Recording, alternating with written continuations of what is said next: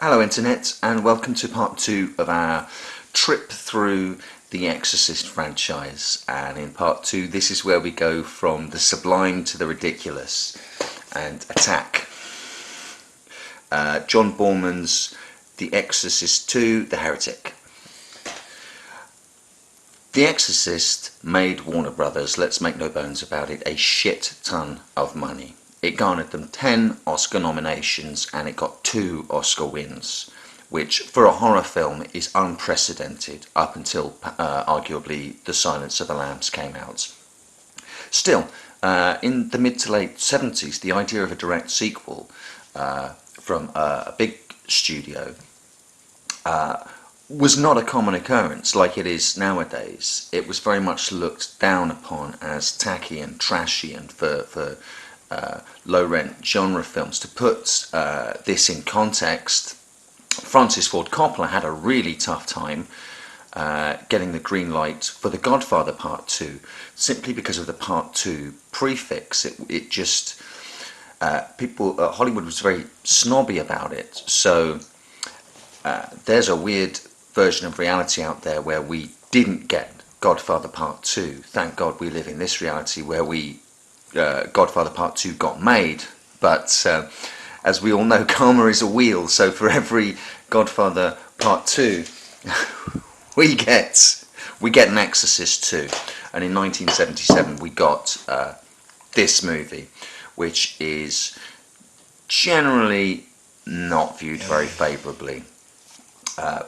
Personally, I've never hated on this movie as much as many people have. Don't get me wrong, I don't think it's a good movie, and I think it's a really, really bad Exorcist sequel.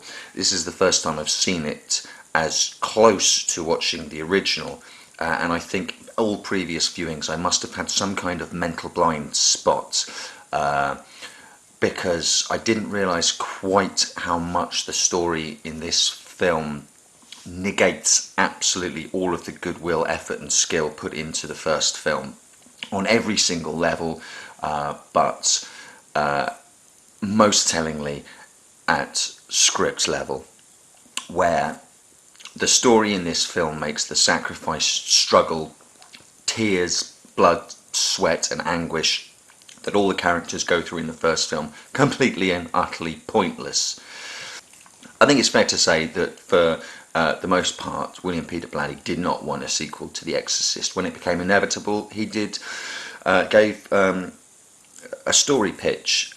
He suggested that any sequel should not follow Reagan or the family involved in the possession of the first movie, but should instead centre around William Kinderman, the police officer, and his investigation into the exorcism. Sadly, that wasn't to come to pass because the actor who brilliantly played Kinderman in the first film sadly passed away. But as we will see time and again with Blatty, seeds that don't come into bloom on one project, he will replant and bring them to full bloom in other projects. So this is not the last we will have seen of William Kinderman, thankfully. Let's try and find some positives. Ennio Morricone's score is superb for this, I think. There's a lovely piece called Reagan's Theme. There's a really not so semi-psychedelic prog rock version of one of his tracks that thankfully doesn't make it onto the soundtrack of the movie, but you can find it on YouTube, and I think that distills down the bonkers essence that is this film.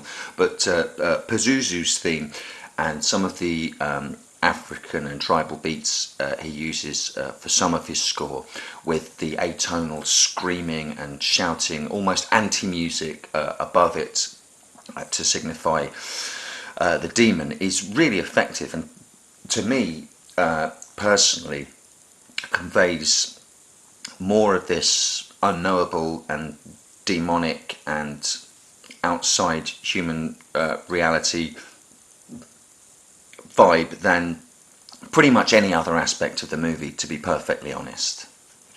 I'm also going to stick my neck out and say that I actually like the representation of Pazuzu as the giant invisible locust. I know a lot of people have a problem with it, but to my mind, if you're trying to present something completely out outside human experience and reality, going with something purely visual and purely metaphorical is probably one of the best ways to go. It makes me think of the great old ones in H.P. Lovecraft's work, and also the manifestations of Pennywise the Clown in Stephen King's It, where you've got huge cosmic beings that are so vast and incomprehensible to the human mind that we can only register the aspects of these huge creatures that force themselves into our three-dimensional reality, so we can never fully perceive the whole. So sure, why not go with a locust hovering in the corner of a room watching everything? That's fairly creepy to me. It's certainly better than the other representations in this movie. The body double they got for Linda Blair because she didn't want to put the makeup on, and the really low rent demon voice that tried to ape Mercedes McCambridge's wonderful vocal talents from the first film, and to my mind missed the mark all the way through to the end, where Pazuzu is represented as what I can only describe as a heavily eyeshadowed, slutty version of Reagan. Give me the locust any day. With a view to trying to pick out the connections between all the films in the franchise, this film introduces what for me is a really interesting concept, the notion of being brushed by the demon's wings, not full-on possessed, but coming into contact with the evil and that having an effect on you. Father Lamont in this film falters in his faith and calls on Pazuzu's help, and in that way he gets, quote, brushed by his wings. That's a concept that's going to return in Rennie Harlin's Exorcist: The Beginning, one of two prequels to The Exorcist, where the entire valley where the film takes place shows the wider effect of the presence of evil, and there's a specific character, the original archaeologist, who has been brushed by the demon. But like so many things in this film, that's one idea in a whole stew of ideas that are never fully developed and never followed through on. This film is a hot mess. It's like a stew where a cook will come in every 5 minutes, and the first one will plop an ingredient in, stir the pot, then leave, and then a few minutes later another cook will come in, put a different ingredient in, stir it up, and leave. Linda Blair has said, and I find no reason to disbelieve her, that the script she signed on for was actually fairly good. And there are some good ideas in this movie, so I don't doubt it. It's just that rewrites went on continually throughout the shooting process, and it really tells. The story goes everywhere, off in all directions at once. Some of them great, and some of them mind-bogglingly stupid. And we can only assume that this film is a failure because the script was never nailed down. There was never a story that they wanted to tell or could agree on. This is highlighted by the fact that John Boorman recut the film twice whilst it was showing in cinema theatres. Now, if you got to the stage where you've theatrically released your movie and are recutting it twice while it's still out to try and make sense of the story you're trying to tell, that story, that script, has been in trouble since day one. Unsurprisingly, Blatty was right. Any sequel should never have followed Reagan, because in this film we're led to believe that the demon is still inside her and is still a threat to her.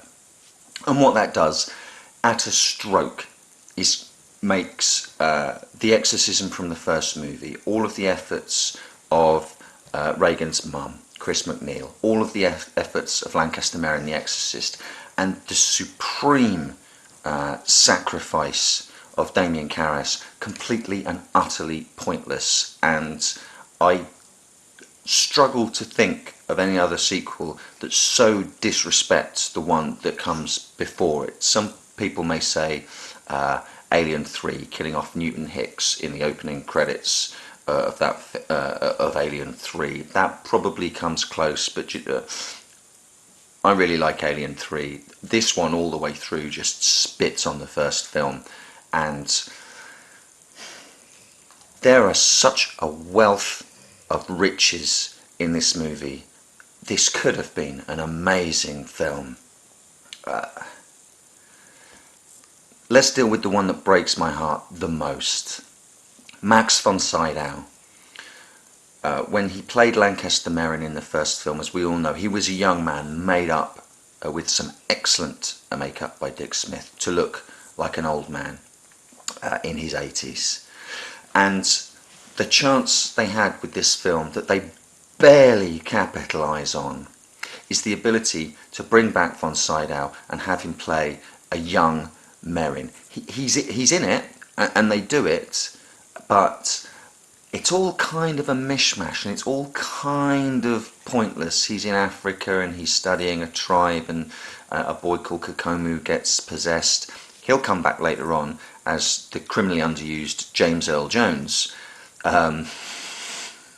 dressed as a grasshopper in some scenes. Everything they have von Sydow say is utter tripe.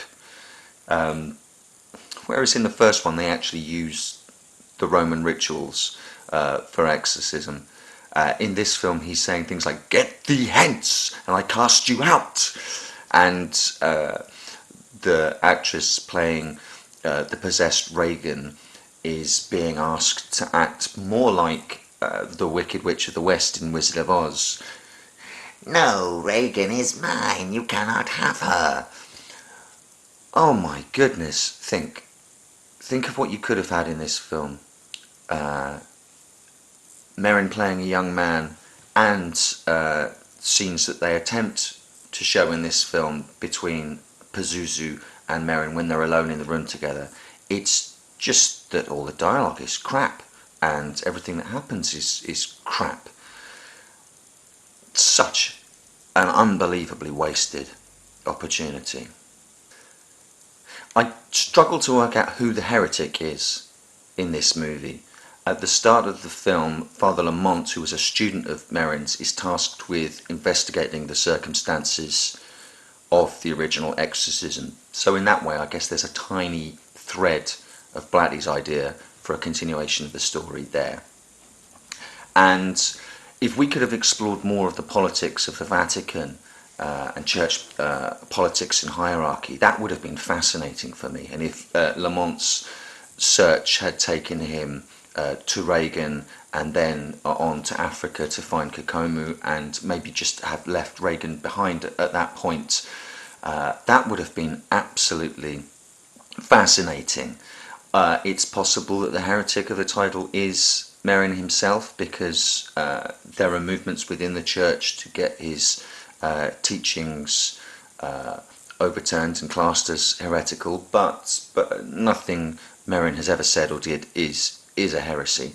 I guess Father Lamont, played by Richard Burton, is the heretic of the title, because, as I mentioned earlier, there's a point in the movie where he forgoes his faith in God and calls upon Pazuzu for help. So I guess that's the heresy of the title.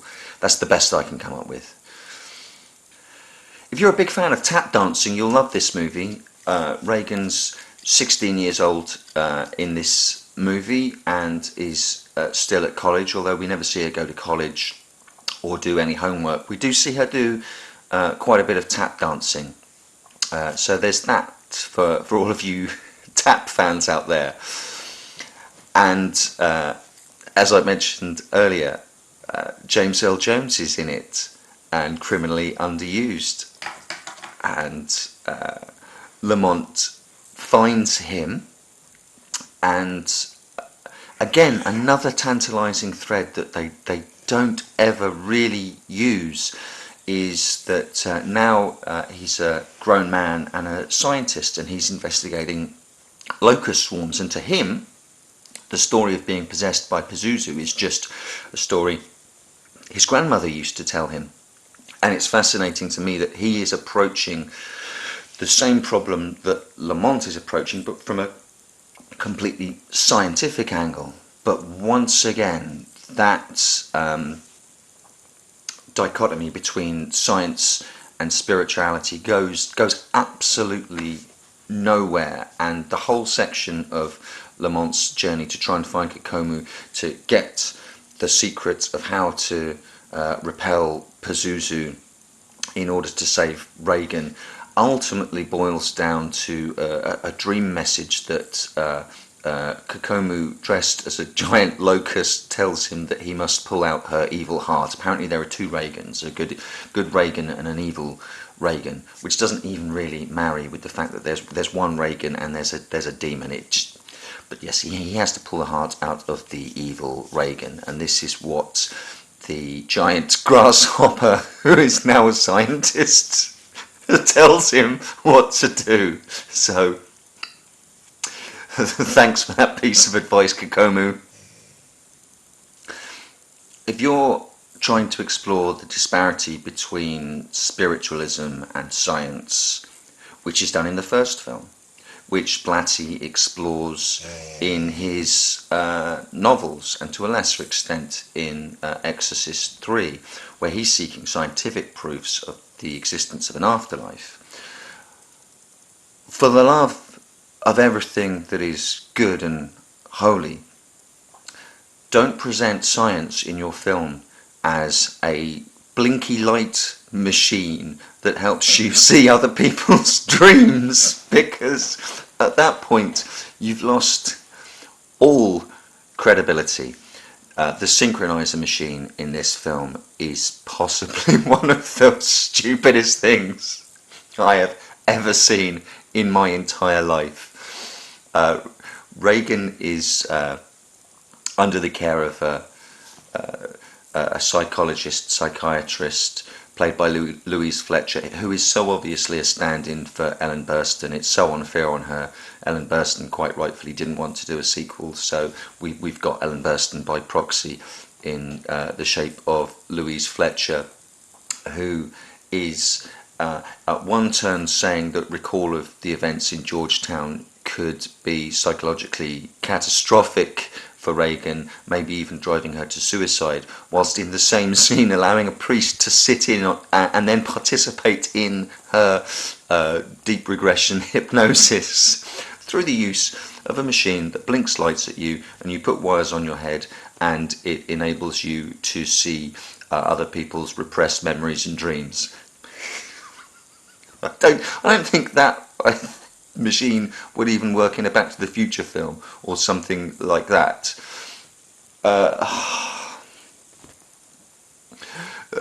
There is a very powerful scene in the movie that utilises this machine, whereby Lamont in the clinic is seeing Reagan standing over the shoulder of her doctor, who's gone into heart palpitations, and then like a transparency overlaid over that is the scene of the original exorcism, with Reagan sitting in the bed one side and Merrin standing at the foot of the bed on the other side, and he's having his heart attack, and the doctor's linked with him, and there's a scene where it moves from a sort of transparent overlay to the possessed Reagan.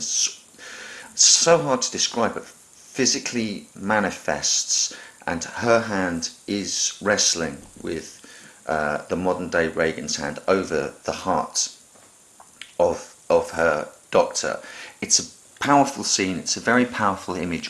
There must have been a way to have been able to represent some of this stuff without the use of a stupid synchronizer machine. Why not just use dream imagery, dream logic, a hypnotic state, make that analogous to a religious ecstatic vision. And there you've got your comparison of science and religion straight away there, without the use of this stupid machine.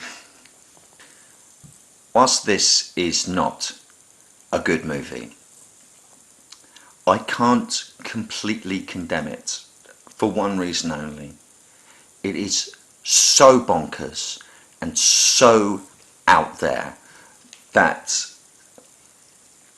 I get a little perverse pleasure from the merest fact of its existence. I cannot believe that this movie got made. It's so all over the place and full of locust swarms and synchronizer machines and tap dancing and the good locust that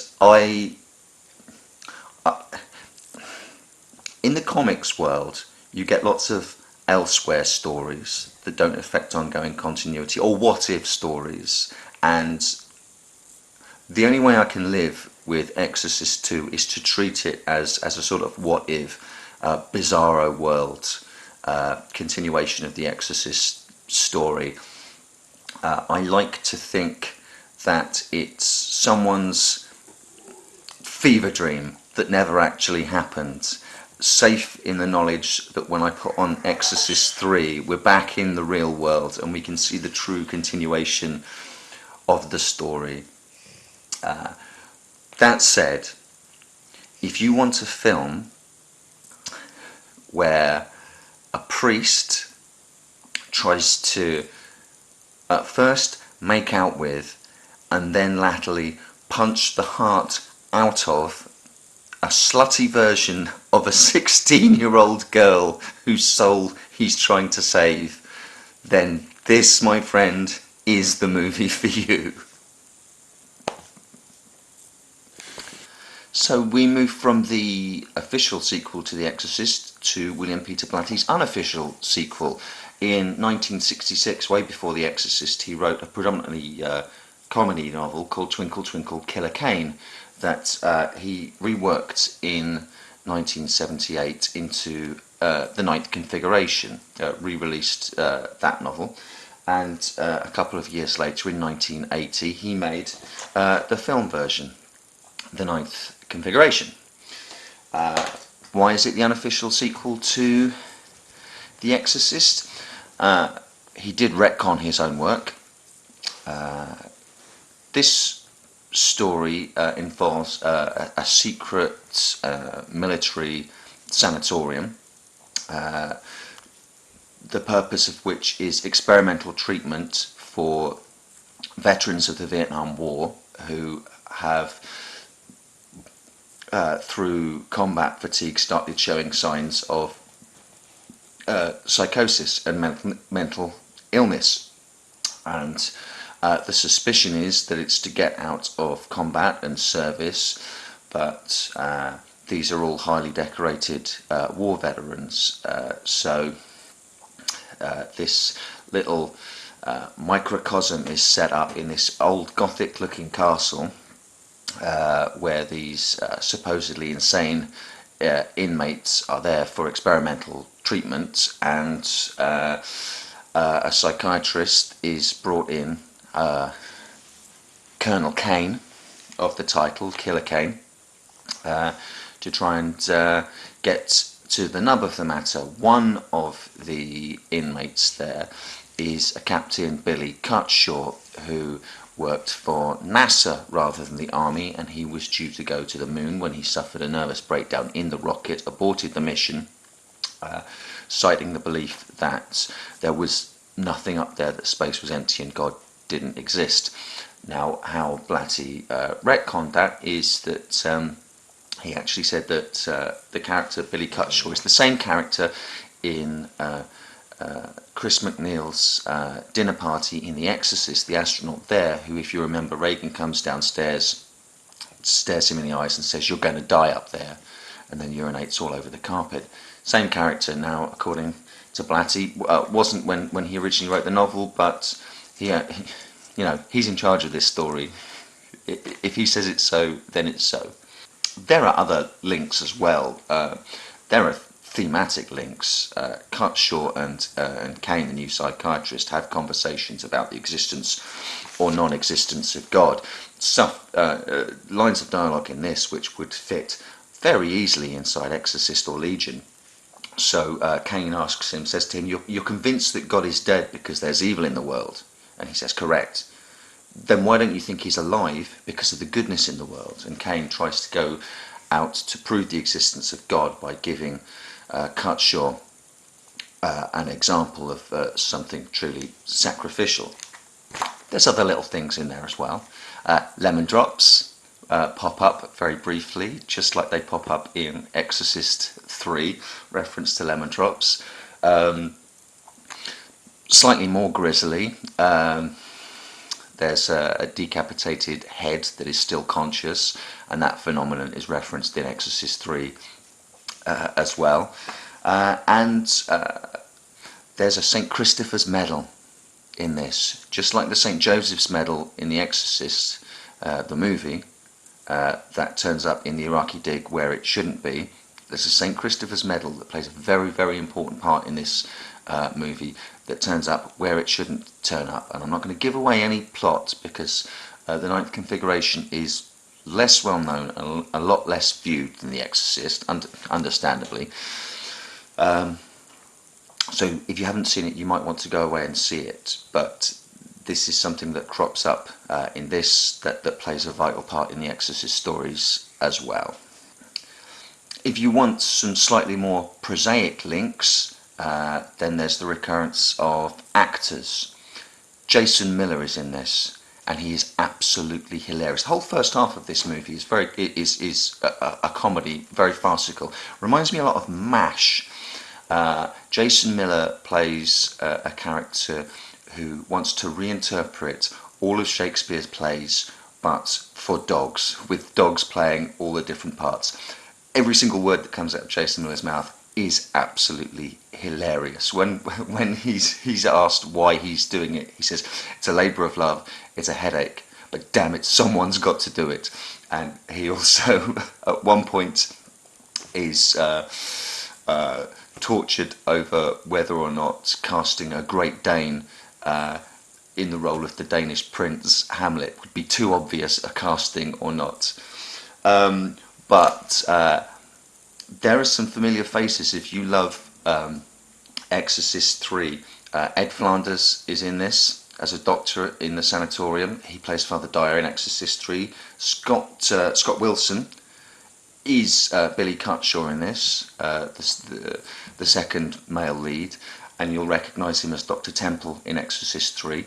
Little bit of trivia here for you, trivia fans. Stacey Keach plays Colonel Kane, but originally that part was going to go to Nicole Williamson, and he was already on set, and he was already rehearsing, but he eventually didn't do the movie, but he did come back as Father Morning in Exorcist 3. When Blatty was forced to put an exorcism in that movie, he called on this actor that was to have a part in his previous film, but didn't.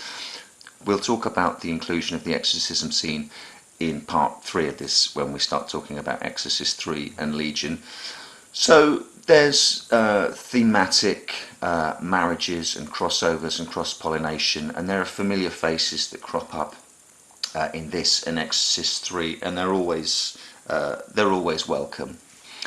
Because I want to remain as spoiler-free as possible on the Ninth Configuration in case you haven't seen it, I'll leave off by saying that if you're a fan of Blatty's dialogue, and especially his wry sense of humour, which is a lot more prevalent in Exorcist 3 than it is in Exorcist. It's there in Exorcist. Remember the scene where Kinderman first talks to Karras, and he's asking if he knows, as the campus psychiatrist, if he knows of any priests that have these mental issues. And Karras says, do you know who I really think did it? And Kinderman, who? The Dominicans, go pick on them. There are little hints of Blatty's ear for comedy dialogue, and there's a lot of funny stuff in Exorcist 3. There's tons, all the way throughout this film is Blatty's comedic dialogue, and ad hominems and asides and stuff like that. So if you're a fan of his dialogue and you haven't seen this movie, check it out. I will give you one quote to end off on this, because I think it shows perfectly the kind of stuff that I'm talking about. Cutshaw the astronaut persuades Colonel Kane to take him one Sunday to Mass because he wants to go. And right in the middle of the Mass, Cutshaw stands up and says out loud, "Infinite goodness is creating a being that you know in advance is going to complain." This movie goes to dark places, but it starts off very light, and it's a very light and affirming and heartwarming movie. And in that way, it is a wonderful balance to the darkness of The Exorcist, where both films are exploring essentially the same theological crisis of faith. Next video, Exorcist 3, and the movie it's based on, William Peter Blatty's Legion, and meddling by the production, by the producers, sometimes for good and sometimes for ill. So I hope you enjoyed part 2, which went on a little bit longer than I intended, and hope you'll join me later on for part 3.